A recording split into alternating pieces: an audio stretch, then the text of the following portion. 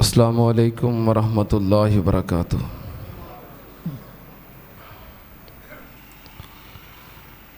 الحمد للہ نحمدہ ونستعینہ ونستغفرہ ونعوذ باللہ من شرور انفسنا ومن سیئات اعمالنا من يهده الله فلا مضل له ومن يضلل فلا هادي له وأشهد أن لا إله إلا الله وحده لا شريك له وأشهد أن محمدًا عبده ورسوله اللهم صل على محمد وعلى آل محمد كما صليت على إبراهيم وعلى آل إبراهيم إنك حميد مجيد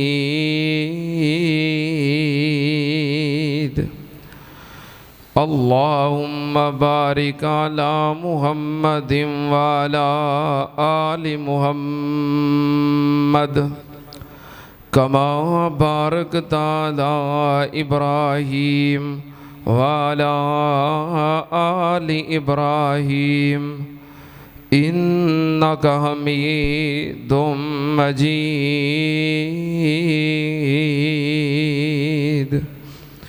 أما بعد يا أيها الناس إن خير الحديث كتاب الله وخير الهدي هدي محمد صلى الله عليه وآله وسلم وشر الأمور محدثاتها وكل محدثة بدعة وكل بدعة ضلالة وكل ضلالة في النار۔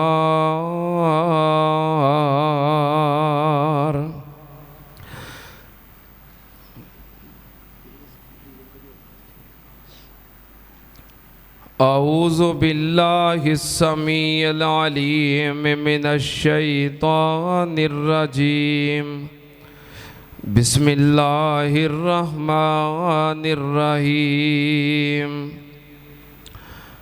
وَلَن تَرْضَىٰ عَنكَ الْيَهُودُ وَلَا النَّصَارَىٰ حَتَّىٰ تَتَّبِعَ مِلَّتَهُمْ۔ صدق اللہ العظیم۔ حمد و ثنا دے لائق اللہ دی ذات پاک، درود و سلام امام الانبیاء ختم الرسل شفیع المذنبین امام الکل حضرت محمد الرسول اللہ صلی اللہ تعالی علیہ وآلہ وسلم دی ذات گرامی تے۔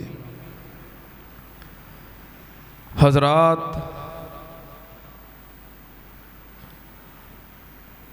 علامہ ابن جوزی رحمۃ اللہ علیہ انہوں نے ایک مثال ذکر کیتی ہے۔ وہ مثال کی ہے کہ ایک بندہ انہیں ایک ناگن رکھی سی، ناگن پالی سی۔ ناگن سمجھتے ہو؟ ਉਹ ਹਰ ਰੋਜ਼ ਸੋਨੇ ਦੇ 2 ਅੰਡੇ ਦਿੰਦੀ ਸੀ। ਉਹਨੂੰ ਉਹਦੇ ਅਹਬਾਬ ਨੇ, ਦੋਸਤਾਂ ਨੇ ਸਮਝਾਇਆ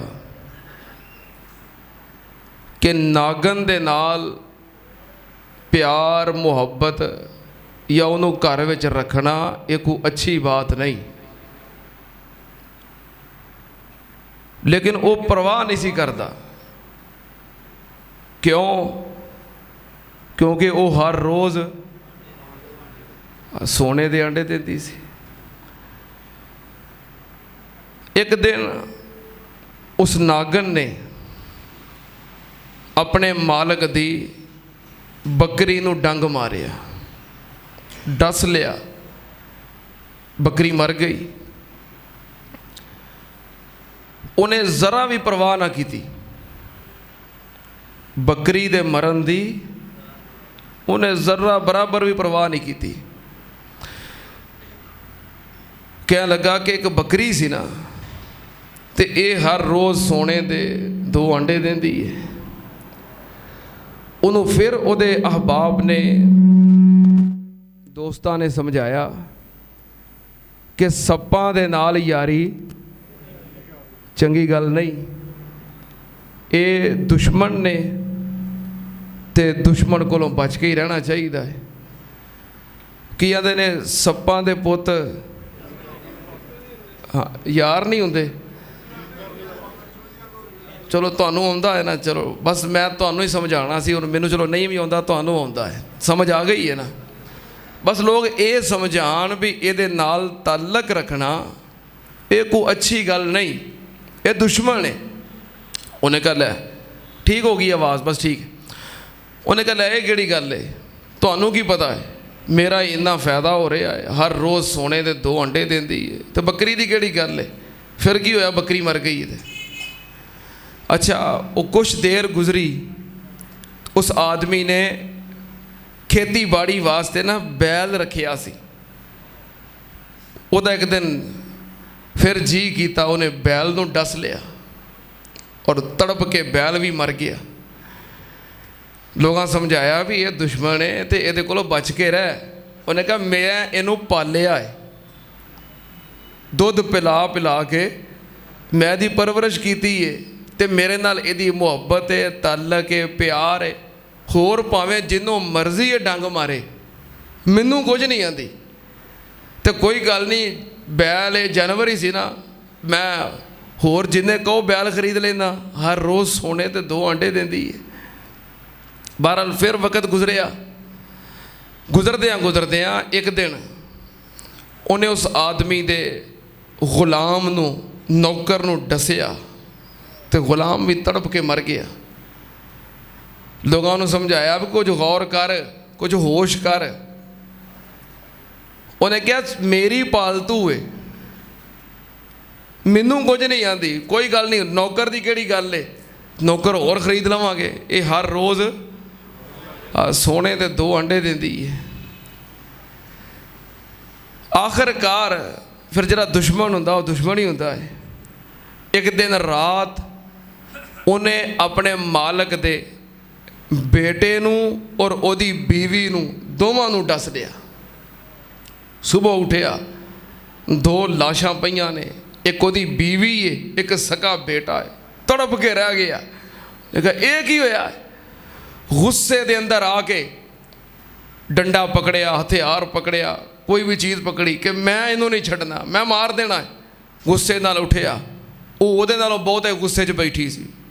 ਉਹਨੇ ਜ਼ੋਰ ਨਾਲ ਉਹਨੂੰ ਝਪਟਾ ਮਾਰਿਆ ਔਰ ਡੰਗ ਮਾਰ ਕੇ ਉਹ ਸੁੱਟ ਦਿੱਤਾ। ਤੜਪ ਰਿਹਾ ਹੈ।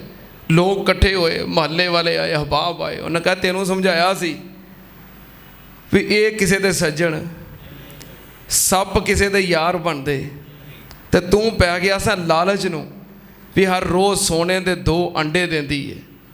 ਇਹ ਦੁਸ਼ਮਣ ਹੈ। ਤੂੰ ਆਂਦਾ ਮੇਰੀ ਪਾਲਤੂ ਹੈ ਤੇ ਮੇਰੇ ਨਾਲ ਮੁਹੱਬਤ ਹੈ ਤੇ ਮੇਰੇ ਨਾਲ ਪਿਆਰ ਹੈ, ਮੈਨੂੰ ਇਹਨੇ ਕੁਝ ਨਹੀਂ ਕਹਿਣਾ। ਆਹ ਵੇਖ ਨਤੀਜਾ, ਆਖਰਕਾਰ ਉਹ ਮਰ ਗਿਆ। ਮਿਸਾਲ ਦੀ ਕੁਝ ਸਮਝ ਆਈ ਜੇ? ਸੋਨੇ ਦੇ ਅੰਡੇ ਦੇਣ ਵਾਲੀ ਜਿਹੜੀ ਨਾਗਨ ਹੈ ਨਾ, ਉਹ ਯਹੂਦੀ ਨੇ, ਉਹ ਅਮਰੀਕਾ ਹੈ, IMF ਹੈ, ਵਰਲਡ ਬੈਂਕ ਹੈ, ਔਰ ਜਿਨ੍ਹਾਂ ਦੇ ਨਾਲ ਪਿਆਰ ਹੈ ਉਹ ਇਸਲਾਮੀ ਮੁਲਕਾਂ ਦੇ ਹੁਕਮਰਾਨ ਨੇ। ਠੀਕ ਹੈ। ਉਹ ਜਿਹੜੀ ਨਾਗਨ ਹੈ ਅਮਰੀਕਾ ਹੈ, ਯਹੂਦੀ ਨੇ, ਉਹ ਕੀ ਕਰਦੇ ਨੇ? ਫਲਸਤੀਨ ਦੇ ਉੱਤੇ ਜ਼ੁਲਮ ਕਰਦੇ ਨੇ, ਬੰਬਾਰੀ ਕਰਦੇ ਨੇ, ਬੱਚਿਆਂ ਨੂੰ ਕਤਲ ਕਰਦੇ ਨੇ। ਤੇ ਇਸਲਾਮੀ ਹੁਕਮਰਾਨ ਕੀ ਆਂਦੇ ਨੇ? ਇਹ ਸਾਨੂੰ ਕੁਝ ਨਹੀਂ ਆਂਦੇ। ਆਲਮ ਇਸਲਾਮ ਦੇ ਮੁਸਲਮਾਨ ਇਹਤਜਾਜ ਕਰਦੇ ਨੇ ਵੀ ਇਹਨਾਂ ਨੂੰ ਰੋਕੋ, ਇਹ ਦੁਸ਼ਮਣ ਨੇ, ਯਹੂਦੀ ਸੱਜਣ ਨਹੀਂ ਹੋ ਸਕਦੇ, ਯਹੂਦੋ ਨਸਾਰਾ ਕਿਸੇ ਦੇ ਵਫਾਦਾਰ ਨਹੀਂ ਹੋ ਸਕਦੇ, ਇਹਨਾਂ ਕੋਲੋਂ ਬਚੋ। ਤੇ ਸਾਡੇ ਹੁਕਮਰਾਨ ਕੀ ਆਂਦੇ ਨੇ? ਸਾਡੇ ਬੜੇ ਅੱਛੇ ਤਲਕਾਤ ਨੇ, ਸਾਡੇ ਬੜੇ ਅੱਛੇ ਤਲਕਾਤ ਨੇ, ਸਾਡੀ ਬੜੀ ਯਾਰੀ ਹੈ ਤੇ ਵਫਾਦਾਰੀ ਹੈ, ਸਾਨੂੰ ਕੁਝ ਨਹੀਂ ਆਂਦੇ। ਠੀਕ ਹੈ, ਉਹਨਾਂ ਨੂੰ ਮਾਰਦੇ ਨੇ ਤੇ ਮਾਰੀ ਜਾਣ, ਸਾਨੂੰ ਕੀ ਲੱਗੇ। ਅਗਰ ਆਜ ਪਰਵਾਹ ਨਹੀਂ ਕਰੋਗੇ, ਨਹੀਂ ਉਠੋਗੇ, ਤੇ ਇੱਕ ਵਕਤ ਆਏਗਾ ਇਹ ਸੱਪ ਤੁਹਾਨੂੰ ਵੀ ਡਸ ਕੇ ਰਹਿਣਗੇ ਔਰ ਤੁਹਾਨੂੰ ਵੀ ਖਤਮ ਕਰਕੇ ਰਹਿਣਗੇ। ਅਗਰ ਹੁਣੇ ਤੁਹਾਡੇ ਤੇ ਹਮਲਾ ਕਰ ਦੇਣ ਤੇ ਅੱਗੇ ਕਿੰਝ ਆਉਣਗੇ? ਇਹ ਤੇ ਸਟੈਪ ਬਾਈ ਸਟੈਪ, ਕਦਮ ਬ ਕਦਮ ਆਉਣਗੇ। ਯਹੂਦੀ ਮੁਸਲਮਾਨਾਂ ਦਾ ਬਹੁਤ ਬੜਾ ਔਰ ਖਤਰਨਾਕ, ਉੱਚੀ ਆਖੋ, ਦੁਸ਼ਮਣ ਹੈ। ਤੇ ਦੁਸ਼ਮਣ ਤੇ ਕਦੀ ਭਰੋਸਾ ਕਰੀਦਾ, ਕਦੀ ਇਤਮਾਦ ਕਰੀਦਾ ਨਹੀਂ। ਇਹਤਿਆਤ ਜ਼ਰੂਰੀ ਹੈ। ਇਨਸਾਨ ਦੇ ਦੋ ਦੁਸ਼ਮਣ ਨੇ। ਕਿੰਨੇ ਦੁਸ਼ਮਣ ਨੇ? ਦੋ। ਇੱਕ ਦੁਸ਼ਮਣ ਨਜ਼ਰ ਨਹੀਂ ਆਉਂਦਾ, ਉਹ ਕੌਣ ਹੈ? ਸ਼ੈਤਾਨ, ਇਬਲੀਸ। ਤੁਹਾਨੂੰ ਪਤਾ ਨਾ ਸਾਡਾ ਘਰ ਕਿਹੜਾ ਸੀ? ਜੰਨਤ। ਸਾਡਾ ਘਰ ਕਿਹੜਾ ਸੀ? ਸਾਡਾ ਅਬਾਈ ਘਰ ਕਿਹੜਾ ਹੈ? ਜੰਨਤ ਹੈ। ਤੇ ਸਾਡੇ ਮਾਂ ਪਿਓ ਨੂੰ ਉਸ ਦੁਸ਼ਮਣ ਨੇ ਘਰੋਂ ਕਢਾਇਆ। ਜਿਹੜਾ ਸਾਡੇ ਮਾਂ ਪਿਓ ਦਾ ਦੁਸ਼ਮਣ ਹੈ, ਸਾਡਾ ਸੱਜਣ ਹੋ ਸਕਦਾ ਨਹੀਂ। ਸਾਡੇ ਮਾਂ ਪਿਓ ਦਾ ਦੁਸ਼ਮਣ ਬੋਲੋ, ਸਾਡਾ ਵੀ ਦੁਸ਼ਮਣ ਹੈ। ਸਾਡੇ ਮਾਂ ਪਿਓ ਦਾ ਦੁਸ਼ਮਣ ਸਾਡਾ ਵੀ ਦੁਸ਼ਮਣ ਹੈ, ਜਿਹਨੇ ਸਾਡੇ ਮਾਂ ਪਿਓ ਨੂੰ ਕਢਵਾ